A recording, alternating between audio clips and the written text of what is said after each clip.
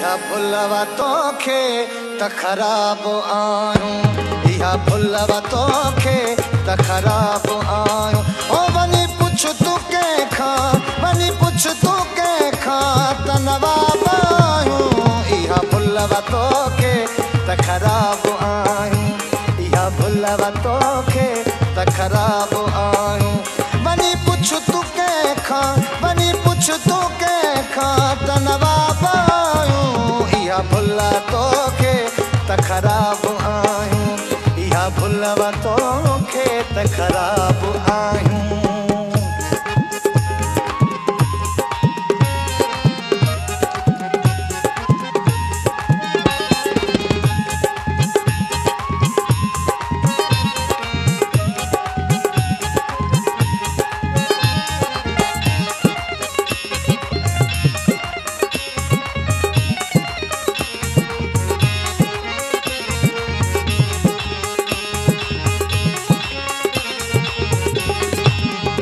जेतिरो चाहियोसी ओतिरा के ना हूं, तोखे ख़बर छा असां शइ छा आहियूं।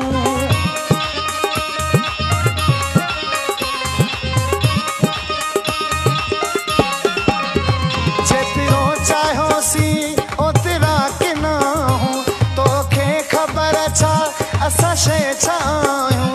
खुशबू मथां ॼण के गुलाब आहियूं। इहा भुलवा तोखे त ख़राब आहियूं, इहा भुलवा तोखे त ख़राब आहियूं। वञी पुछ तूं कंहिंखां, वञी पुछ तूं कंहिंखां त नवाब आहियूं। इहा भुलवा तोखे त ख़राब आहियूं, इहा भुलवा तोखे त ख़राब आहियूं।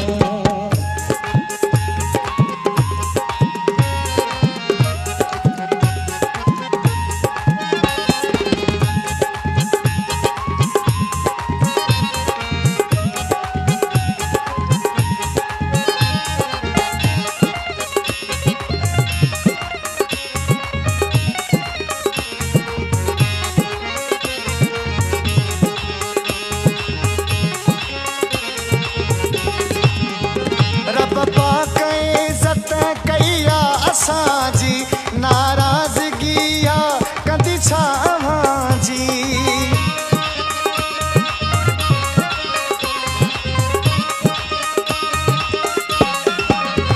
रब पाक इज़त कई आहे असांजी, नाराज़गी आहे कंदी छा अव्हांजी। तो जहिड़नि जे मथां असां साहब आहियूं।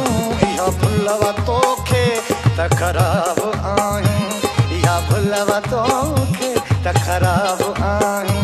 वञी पुछ तूं कंहिंखां, वञी पुछ तूं कंहिंखां त नवाब आहियूं।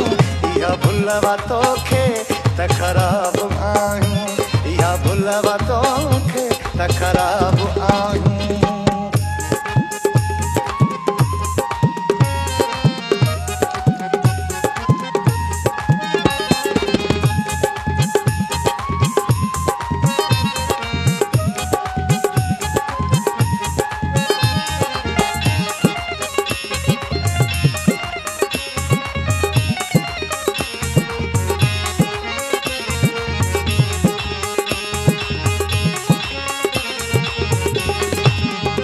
अमजद ही कंहिंजी सहंदो ई न आहे, हुजे मीर वॾेरो आहे पंहिंजे लाइ।